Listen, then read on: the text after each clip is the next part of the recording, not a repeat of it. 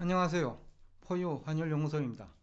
이번 시간에는 우크라이나와 러시아 전쟁이 우리 한국 경제와 또 우리 정시에 미치는 영향에 대해서 여러분과 대화를 나누고자 합니다. 지금 정권 전문가들을 중심으로 어느 정도 흡수가 됐지 않느냐라는 얘기를 하시는 분도 적지 않은 것 같고, 그렇지만은 이제 우리 실물 경제에 미치는 영향은 정권 전문가들의 예상보다 클 것으로 봅니다. 우선은 우리나라 30대 재벌 그룹이 대부분 러시아에 진출해가 있죠.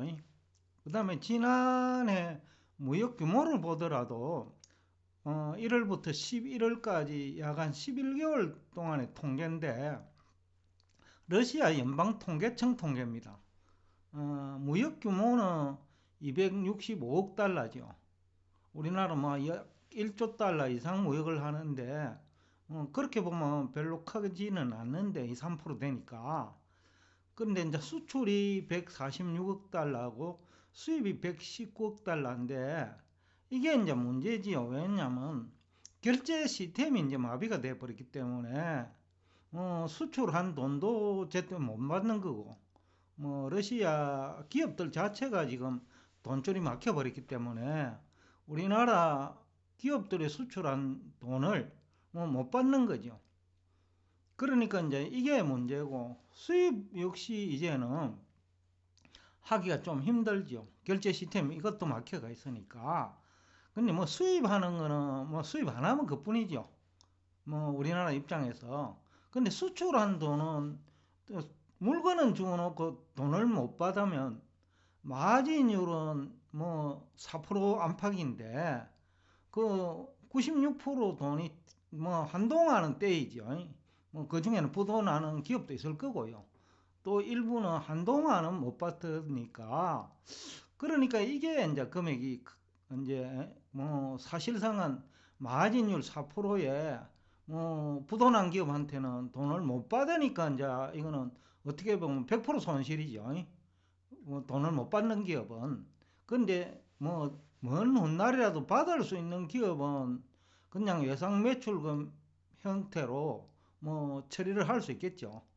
그렇지만 이제 이 국제 결제 시스템이 언제 복원될지는 모르고, 복원되더라도 다수 기업은 망가졌거나 부도가 나버린 상태이기 때문에 수출액에서 마진율 4%인데 원본이 이제 손실이 날 수가 있죠.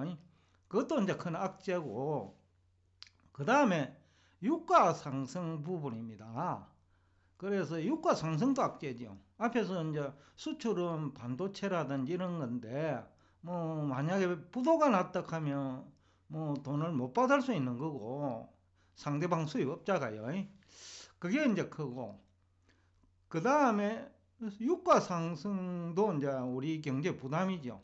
그러니까 우리 국내에서 러시아 우크라이나 전쟁 때문에 유가가 100불 훨씬 넘어 버렸으니까, 그러니까 수입 원자재 가격이 또 올라 버리고, 그러니까 무역수지 적자 난다 이런 얘기고, 그 다음에 상장 기업이 그 석유 때문에도 문제가 생기지만은 환율도 또 급등해 버렸잖아요.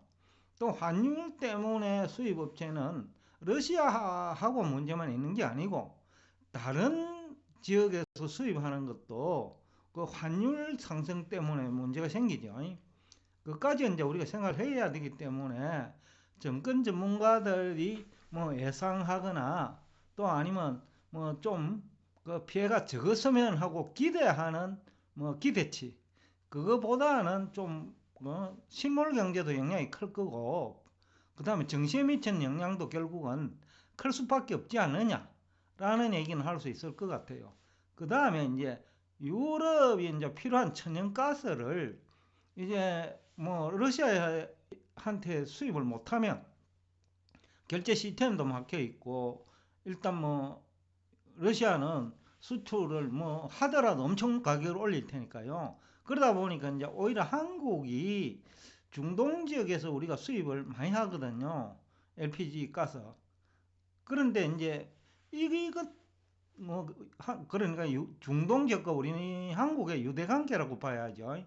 우리 기업들의 유대관계, 이것 덕택에 우리가 또 LNG 선도 뭐 많이 가지고 있고 생산도 하고 있고, 그러니까 이제 유럽의 천연가스 수출에 큰 재미를 볼 수 있겠다.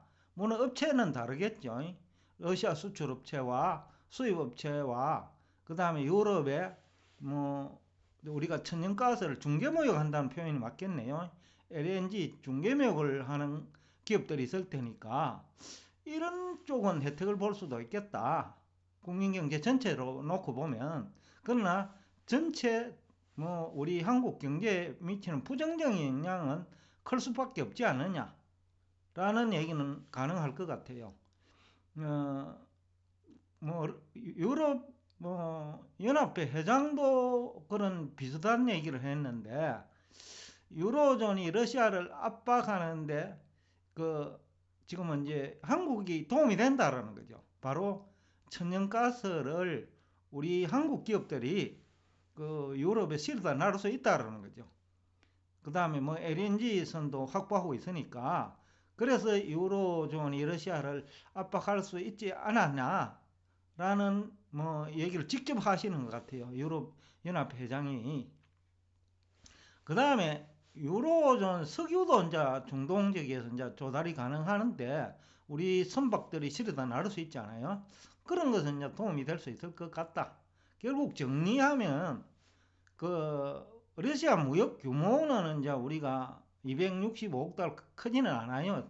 전체 무역에서 1%밖에 안 되는데, 문제는 이제 수출한 대금을 아예 못 받는 경우도 있고, 마진율은 4%밖에 안 되는데 못 받으면 96% 떼이잖아요.